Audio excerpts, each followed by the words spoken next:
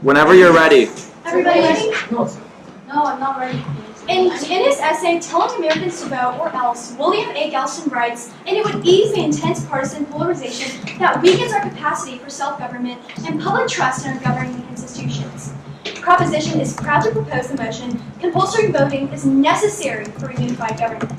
To begin, I will carve out our stance. We recognize that according to the New York Times, in the United States, only 60% of eligible voters vote during presidential elections and only 40% in congressional midterm elections. This is not nearly enough. Because of this, we know that mandatory voting would tend to even out disparities stemming from income, education, and age, enhancing our system's inclusiveness. If everyone is forced to vote, we find that unification gives the people a sense of equality, which is exactly what we are aiming for. Merriam-Webster defines democracy as the government by the people, the rule of the majority.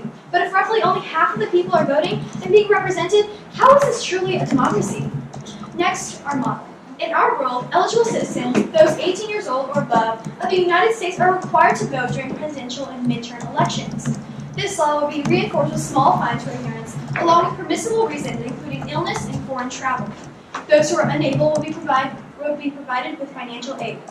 Decades of research on human decision-making, and specifically political behavior, has established that an individual will undertake a particular action if its perceived benefits outweigh its perceived costs. Finally, our burdens on today's topic.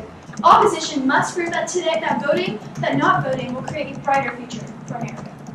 Substantive 1. Compulsory voting will create a unified country. Democracy cannot be strong if its citizenship is weak. The role of the government is to create a successful country. Part of this is asserting that the citizenship of the people is solid. Without the people, a country is nothing. President Obama recently praised the idea of mandatory voting, saying it would be transformative and completely change the political map of this country. To fulfill their goal, the government must at least solidify their country by making sure that all citizens are taking part in the elections. By making sure that all citizens are voting, the government is able to take in the opinions of all the people. If all citizens are required to vote, we are not only strong in rights, but also strong on responsibilities, creating an undivided, unified country. Mandatory voting reinforces the principle of reciprocity at the heart of citizenship, Galston writes. Mandatory voting is going straight to the heart of our current ills. America's low turnout rate pushes American politics towards increased polarization. Hardcore partisans are more likely to dominate lower turnout elections, while those who are less fervent about specific issues and less attached to political organizations tend not to participate at levels proportionate to their share of the electorate in a country or area who are entitled to vote in an election. If you believe that today's intensely polarized politics delay governance and create mistrust, then you should be willing to consider the reforms that would strengthen the forces of conciliation. Substantive 2. Mandatory voting is democratic. Ideally, a democracy will consider the interests and views of all citizens. The government's job is to take into account the opinions and beliefs of every citizen and use that to decide the outcomes of elections. Abraham Lincoln once said, democracy is the government of people, by the people, for the people. The idealistic democratic nation is one where all people want to take part and give their ideas and beliefs on what is going to happen to the nation. Would-be apathetic individuals and those who are negatively oriented towards democracy will take up an interest in political affairs and become more civically oriented where their participation is required. By making voting mandatory, all opinions would be available to the United States, which is what makes a democracy a democracy.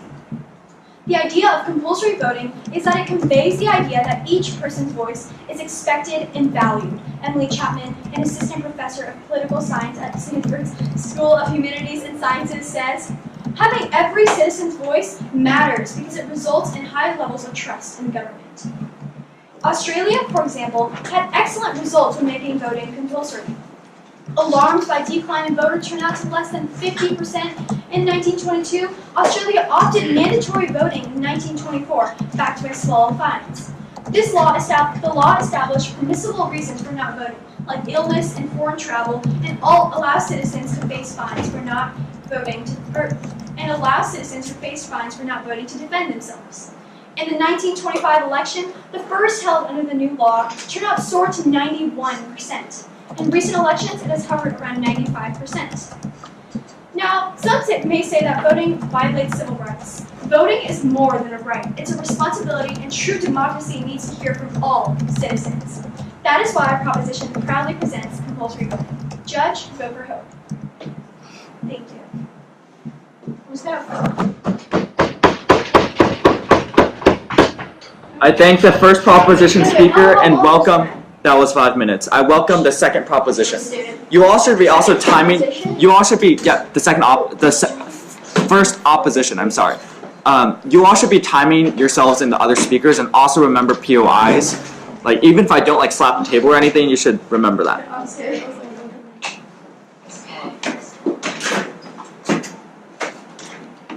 Give me a second. I'm actually going to use a debate timer that should ring to remind you that you can stand up for POIs. Can I say you can't record me? No, you already signed a waiver saying that I could record you. Oh yeah, I forgot. Alright, so when you all hear the sound, it should... Hold on. When you hear the sound, it should like essentially indicate like a bell ringing, and then the other side can stand up for POIs. Same for protected time. Cool? Whenever you're good. As to Zadie Levini, the former Minister of Justice of Israel, once said, "I believe that democracy is about the values before it is about voting.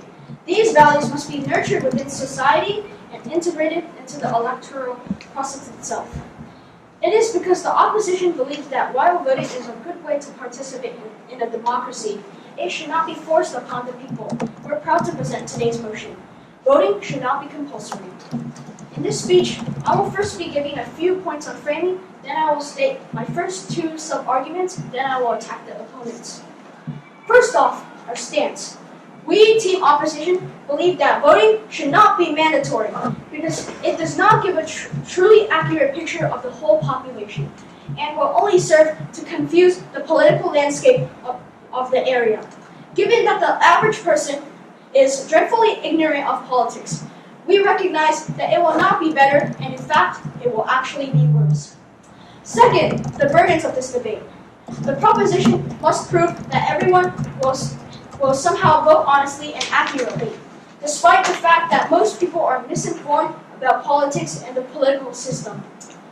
Our first point is that making voting compulsory would violate basic civil liberties.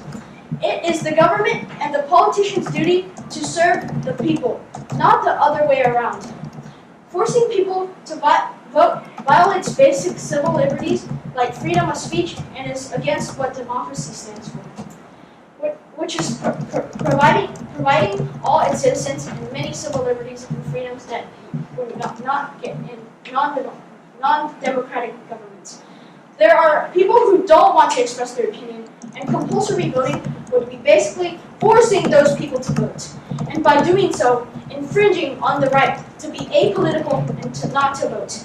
If you vote the proposition judge, then you are basically against the freedom of speech as well as democracy and everything that it stands for. If you force people to vote, you will not essentially be turning every country into a totalitarian state. In fact, one of the worst features of a totalitarian and oppressive regime is the forcible participation in politics to make them seem like all their people are involved in politics. For example, according to the Acton Institute, one of the worst features of a totalitarian and oppressive regime is that it is mandatory to take interest in their politics, even if you don't want to. They do that to show that all their citizens are participating in their country's politics, even though they aren't really. If you enact compulsory voting, then it will be basically making all the countries into totalitarian states like the former USSR and North Korea. Our second point is that compulsory voting could create a government full of bad leaders. Compulsory voting means that everyone who is eligible to vote must. This means that politicians can manipulate those who may be less educated on politics or may be less interested. More extremist politicians would have a better chance of winning than actual good people who just want to help the regular citizens. This will make elections based on how much influence and wealth you have, not about your ideas and how you will treat citizens, which will completely destroy the core ideology of elections in democracy, which is to elect a fair representative of the people. Also, if everyone, regardless of race or class, has to vote, the influx of low-income people could tip politics to the left, probably to the far left, since they would be most interested in communism, Marxism, socialism, and types of governments that would plan to help the working class, especially low-income people. And they would rise up the ranks. This would destroy democracy and change it for the worse, all thanks to mandatory voting. Now I will attack my opponent's points. First, the opponent said that compulsory voting would bring a unified country, but eventually,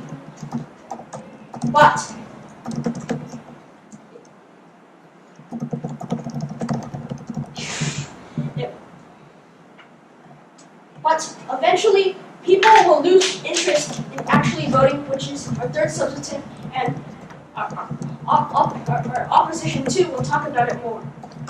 I'm proud to oppose today's motion.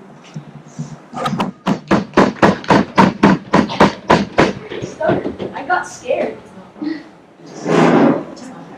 Huh? I got scared. What? Yeah. Got this. All right. I thank this first opposition speaker and welcome the second proposition. Yes. Yes, Christian.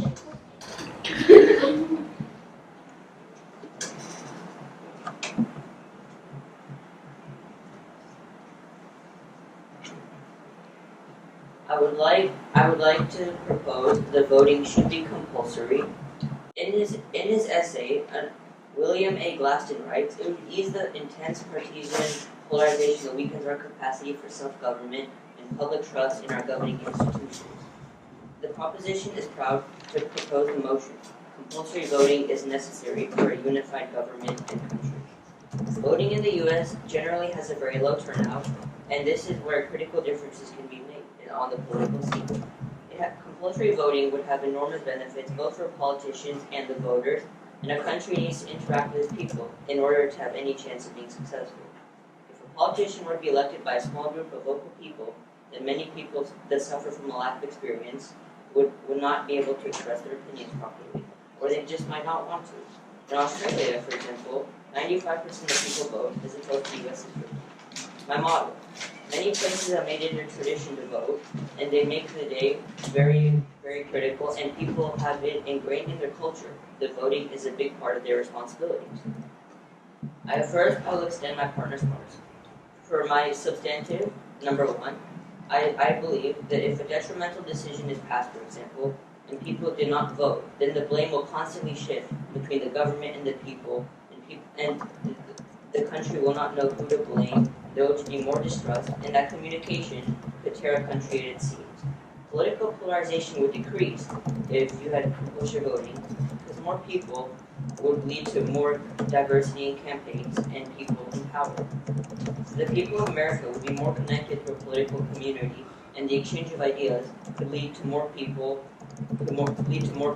explaining to other people what the political scene is like, which would somewhat disprove the point that people with little experience could alter the scene in a way that's detrimental for genuine inputs. By implementing mandatory voting, no one is left out, which leads to less accusations and surprises when a certain president or senator comes to power, as we saw in many previous elections for presidents. Because people constantly accuse the other person of corruption, or they wondered how this person came to power because this person won the majority vote. And everybody's pointing fingers, and there's a lot of dissension. Reciprocity would be demonstrated at the heart of American politics, as people are giving back to the government in the form of their inputs, which is a moral duty and their responsibility as a citizen. Lower turnout rates often mean that only the politicians with devoted fan bases will rise to power, which, once again, would lead to increased polarization. And when political parties become so drastically different, bickering and dissension arise inevitably, thus ruining the sense of unity in America. For my extended substantive 2, I would like to point out that compulsory voting is important to summarize everybody's view, not just a certain demographic, so that you can have more accurate elections, statistics, and politics as a whole. A democracy depends on its citizens' input, so that its output can be in accordance with everybody's opinions. The definition of a democracy. is that everyone's voice is expressed equally. And by making voting compulsory, everyone would be forced to speak their mind. If many people forego voting, then politicians with only partial support from the entire population could rise to power much easier, which could possibly endanger America. A clearer picture could result in beneficial reforms or a more cohesive country and community, depending on what people see when everybody expresses their views. Marginalized parties could gain more recognition with a new wave of previously unheard voters, and many of the strongest political parties would be more balanced by the amount of people who are now voting for less known candidates that might represent their region or their ideologies from a different demographic. My substantive 3 is that mandatory voting is the best way to encourage politicians and citizens to focus on certain cases, and politicians can change the dynamic and the way they appeal to different types of people to encompass every class, not just the middle and upper class, which are shown to vote more often. My opponent stated previously that an inexperienced person could put forward a vote that doesn't have too much basis in fact, which could endanger people. And while there is some truth to that, an inexperienced person could be influenced by their culture or their friends or the people living around them, and they could vote according to that. For example, on the West Coast, it's mainly Democratic, so even if you're not too skilled in politics, you would see how your culture and the world react towards Democrats, and you would most likely follow them. And if you're not familiar with politics, you could invest time to become more familiar with politics.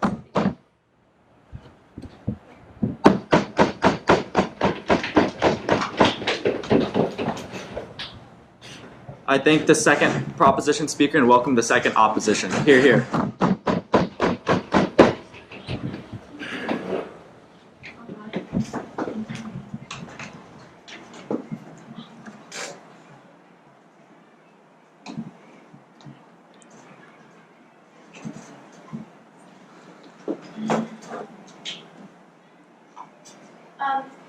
During my Op 2 speech, I will explain a Sub 2, extend Op 1's points, and refute some of the Prop's points. My first substantive is that compulsory voting can create a compulsory voting will make everyone who is voting lose interest. Compulsory voting will make everyone lose interest because there is no point. There is absolutely no point of forcing people to vote if they have no interest in doing so. According to the New York Times, most people are very misinformed about essential parts of an election or re-election campaign, like basic economics and foreign policy, as well as political science. The people who have no interest in voting are going to vote based off the pressure and influence from friends and family, and will choose candidates that they don't really know anything about, making the elections unfair, and in the end will cause the nation break. This is not only about the people who don't really want to vote, but as well as the people who enjoy voting and participate in the elections even without being forced to vote. If this is passed, even the people who would usually participate in the polls would dislike voting because of the unfair votes and votes. Yes. Oh, okay. So, if the people who enjoy voting know that their opinions may be swayed by the people who don't enjoy voting, wouldn't they just want to vote more and put their ideas in because they care about the country too? Yes, but it would create something more unfair because their votes are very educated and they put time and resources into researching and really deciding about their vote, whilst others may just send in a random vote, which could tip the scales.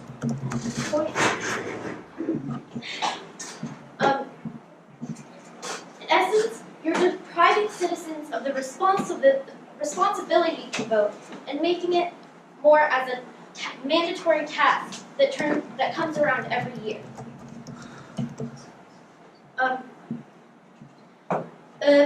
Prop 2 stated that everyone is forced to speak their mind, but being forced to speak their mind is not really speaking their mind, because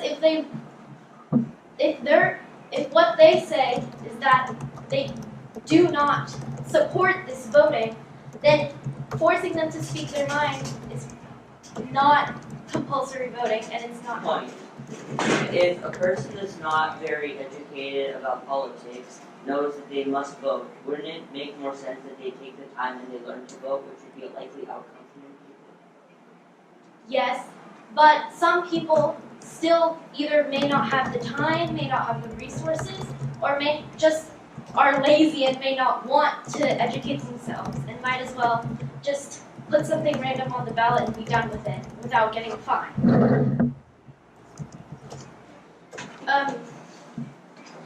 You were saying that it would cater to the lower class if we had everybody voting and if it was mandatory, but as my teammate said, catering to the lower class catering more towards the lower class could tip the scales into a more communist or socialist society, which America is not. You say that politicians will be able to will have to cater more to minorities because of the compulsory voting, but that could just make politicians be more corrupt and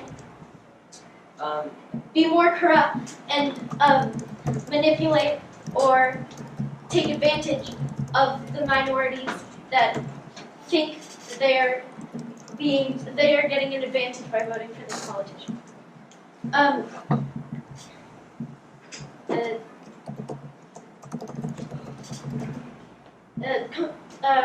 Also strengthening the point that making voting compulsory would violate basic civil liberties. There are also many religions or other types of groups that say that voting, they just do not want to participate in the political system. And making voting compulsory would violate the freedom of speech. That's all. I thank you for listening.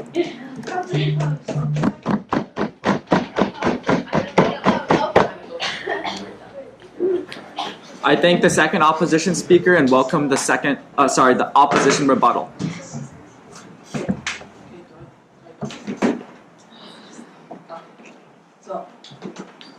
So I would like to begin off by clarifying our framing. So first off, our stance on this issue is that we believe that voting should not be mandatory because it will not give an accurate and fair picture of the whole population, and it will only serve to misinform the political system and the electorate. And also, so moving on to refute our opponents' points. So they say that if no one votes, then bad politicians will come to the power. But we believe that even if everyone has the right to vote, even if everyone has the right to vote, then it will still turn out worse. Since more lower class people and more extremists will vote, and then it will tip the scales from bad currently to even worse. And also the proposition said that compulsory voting increases voter turnout, but the proposition says that compulsory voting will broaden representation and legitimacy, but we believe that it will make voters lose interest in the voting and they will vote for random people. So this argument is not valid. But even though it does represent the majority, the voters are not voting based on their beliefs and ideas, but are just voting randomly. So now on to weighing. So even if we take our opponents at the highest ground, we still outweigh them on many things, such as time frame. So if we make voting compulsory, then the effects will last far into the future, because America will be thrown into chaos as well as other countries. And we also outweigh the people on magnitude, as the people currently living in a democratic country will feel the effects and suffer for a very long period of time.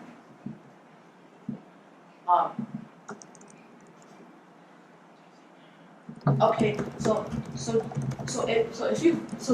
if you vote for the opposition, then you will basically be condemning the democracy to ruins, and will be destroying everything that democracy stands for.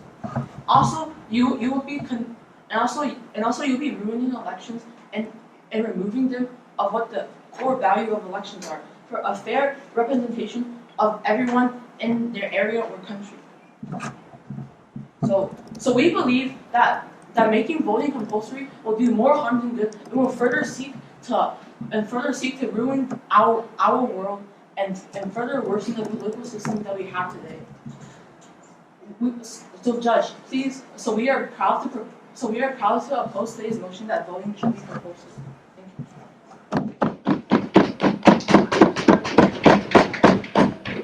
I thank the opposition rebuttal and welcome the proposition's final speech.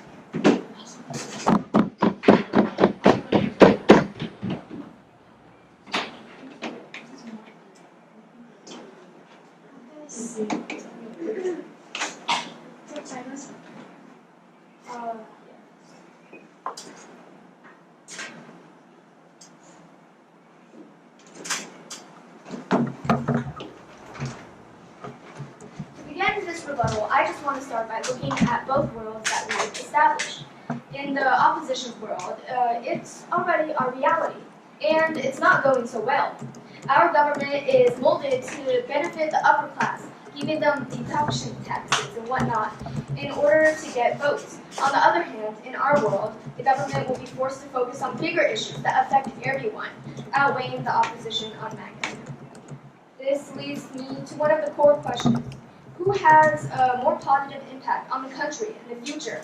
The answer is pretty obvious.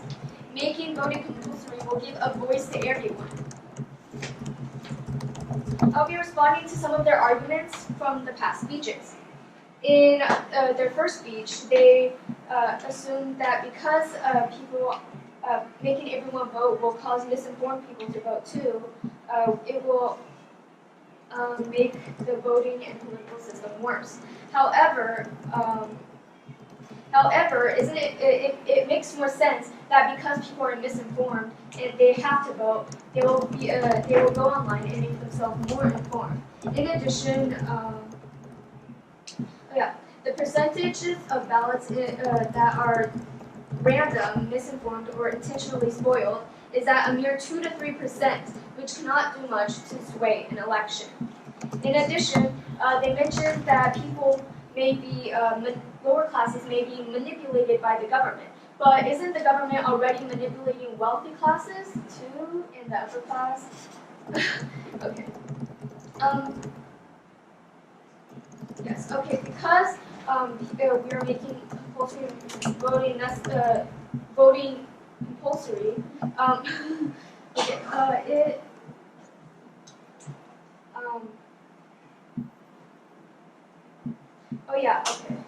So the younger and poor and more racially diverse people are the ones that are most likely not to vote. Richer people have the advantage, and they take it, and they take the advantage. So because richer people are most likely to vote, the government molds the system around them. And the government is not giving lower class people a reason to vote. And if voting is mandatory, the government will be forced to focus on things that affect the lower class too, giving them a reason to vote and give us their voice. So, you guys say that it will lead to communism, but making voting mandatory would not cater to the lower class. It only encompasses them. You talk about religion in your second speech, I'm pretty sure. And you can finish your sentence. Oh yeah, it's included in our model under the reasons that people cannot vote. Okay. And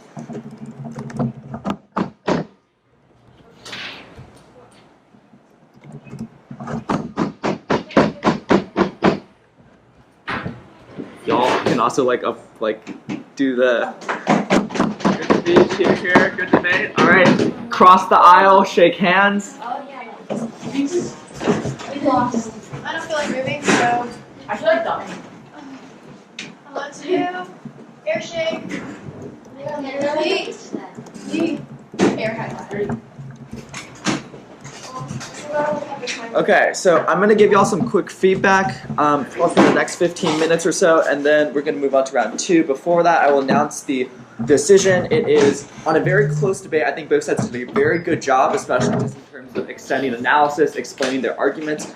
So for this part of the debate, like when judges are giving their RFD, right, I would highly recommend you write down any feedback they give, including good things, bad things, improved things like to work on continuously. So make sure like just treat this as like kind of like a notes, but also listening along to kind of understand the decision, what you could have done better as well, and like what you did do better. So in terms of that, I think after a little bit of decisions and just like contemplating the core arguments on both sides, I think a lot of it goes in the later half of the debate, so it's a little bit hard to evaluate, but ultimately I ended up voting for team proposition on this side, very close in regards to just like the overall decision, but I'm going to explain a few things for like why I voted proposition. The first sort of overall reason is, I think it's important to note that like y'all were actually behind in the second speech or so, going onwards. I think the first speech did a very, very good job. I think this side did also a very, very good job. But comparatively at the beginning of the debate, I don't think I heard as much of a response to a lot of the opponent's arguments, right? And I think that is partially because the second speech did a very, very good job explaining your side's arguments and extending them and impacting out like very, very heavily, right? Doing the weighing and all the setup and analysis. But at the same time, that comes with a trade-off of not being able to really address the other side's argument as much, right? So comparatively on this side, though, I think that there was less extensions or analysis very, very fleshed out for your side, but you did a pretty good job poking holes in the opponent's case, like arguing, for instance, if voters are uninformed, if they're randomly voting, all of that would kind of really just like be unpredictable or not really allow for them to receive the full benefits, right? The problem or question I really am left with at the end of the round, though, is do the responses in the rebuttal speech that Weina gave, like a lot of the refutation that come a little bit probably too late in the debate, still is sufficient to at least outweigh or for the most part put enough defense on your arguments early on in the debate, right? Because yes, they are most of all like probably new, right? But at the same time, a lot of your arguments are defensive rather than offensive. Do y'all remember what that means? Yeah, so a lot of your arguments are reasons why they may not fix the entire issue, but still they're winning a majority of their offense for why, A, they help like young, poor minority groups who are oftentimes excluded from voting processes or not really given as much opportunities, especially like, you know, if you're struggling to put food on the table, right, you're not going to have as much time to like really go to the ballot boxes as like some rich white person who has like all the privileges that they've already accumulated. Does that make sense? You know, that part I don't think was very much engaged in. There's also another piece of offense here about how we're able to better unify the country, or at least like a more principle-ish argument about why it's more democratic. So they did a very, very good job presenting their arguments, right? And ultimately, I think I ended up erring on their sides because Weina did a pretty decent job in refuting arguments, and the core ones, which are their votes are random, it's going to hurt democracy, but there's also an unaddressed statistic or some of the evidence that proposition brings up, which that random uninformed votes only make up 2% of, I would assume, probably Australia's statistics, right? Is that correct? Okay, yeah. So that I think is like a very, very, very good argument. I really wish it had come in the second speech. I think that's when it needs to be there, you know, because the other side really doesn't have a chance to respond to it. But I still think that's something that you all have to address. And because of their model that they've already established about how, like, yes, we basically are taking Australia's model and just implementing the worldwide, I think it is more or less reasonable that I give them a little bit more credence on that ground rather than some of the, like, less fleshed out defensive arguments on opposition. Does that make sense? Questions about the decision? No? Okay, so I'm going to go through a few of like what I think like was good in every speech, but before that, a few general comments, okay? The first thing I'll say is that I think I saw like very, very good analysis overall. Like I'm very, very impressed like just how much y'all have grown and improved over the last week or so, last 2 weeks for some of y'all, but also the application of a lot of those skills I think are very effective, right? So for instance, like Eddie, I think you did a very good job actually explaining and also just like really crystallizing / refuting some of the arguments. I think that should have come like a little bit earlier in the speech, right? Because you spent a while, I think either reading off your phone, probably additional case warrants or extensions, right? And you could have gotten to their case a little bit quicker / made a few more arguments there. But like, same on this side too. Like I think y'all did like a very fantastic job just writing cases overall, using evidence. I'm very glad to see like there's a lot of research going on, and I know it's evident that y'all are doing a lot of reading on the topic because otherwise you wouldn't be able to debate to this level. So very proud of that. I think you could use a little bit more international examples though, because I think like this side did a good job using Australia, right? A few more would have been helpful. I think this side mainly referenced America. And one thing you have to realize is that because it is a like internationally based motion, right? You should also be speaking to other countries, right, that may have implemented compulsory voting and failed to really have the benefits, or at the very least, refuting their example of Australia, right? Because that's like the main source statistic from the very beginning. I have something to latch onto there, how like their voting rates went from like 30-40%, right, and spiked up to like 95%, like after they implemented this policy, right? So I have like a little bit more like concrete facts to go off of, rather than a little bit more analytical arguments I'm having on side opposition. Cool. Did you have a question, Ariana?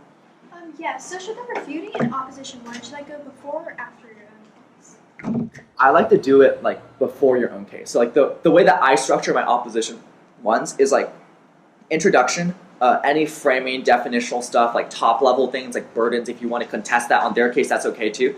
And then like maybe like a minute at most, if it's MSPDP, if it's Worlds, I spend like 2 minutes, 3 minutes on their case refuting, right? And then I go back to my speech introducing substantives. One thing to keep in mind is you do not need to repeat arguments if you're going to repeat them on like another flow, right? So for instance, if Eddie, you are already like bringing up a lot of good analysis on your first two substantives about how like their voters are like uninformed or uneducated or like more likely to undermine democracy, right? You don't need to repeat that again in giving the same point on the case. Try to come with distinct, independent reasons, right?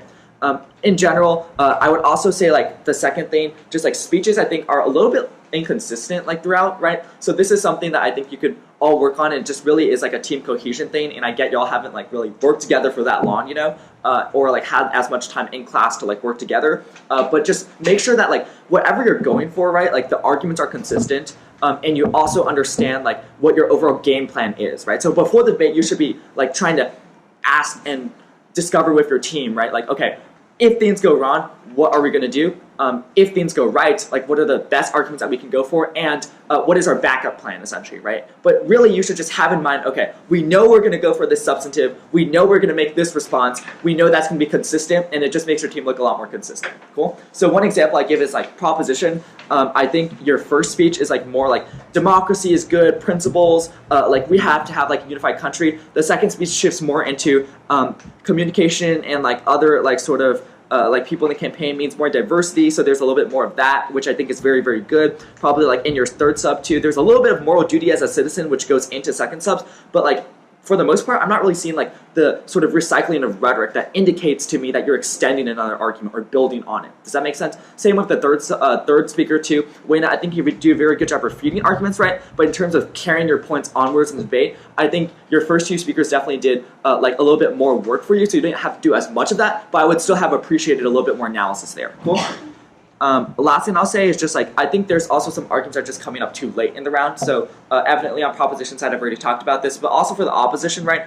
In your last speech or so, I think Donovan, you are making like somewhat new arguments about how like bad politicians are like still going to come into power / like refuting some of their points. So that should be in like the op 1 or the op 2, right? Also, Wayne-wise, good, but you need like warrants and like just additional like flesh out analysis.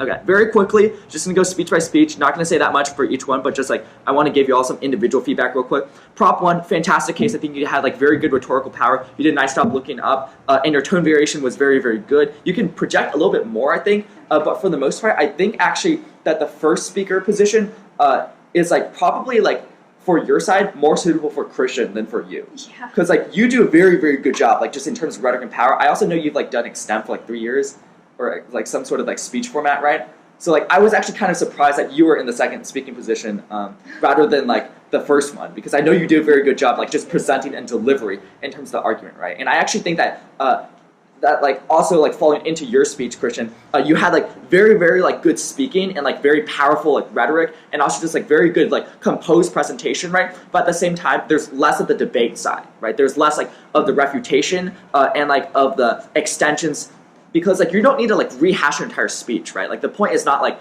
I'm gonna like repeat like exactly what the first speaker said word for word, or like just completely build on my case. the point of the second speech for everyone is mainly refutation, which is attacking and picking apart their case, right? So you have to put more arguments on their side of the flow than yours, and like I think this is good practice for all of y'all, right? But like be sure that you're also engaging their arguments and not just like, you know, two shits packs in the night. I'm saying this, they're saying that, and we're just gonna be like, we're good, you know.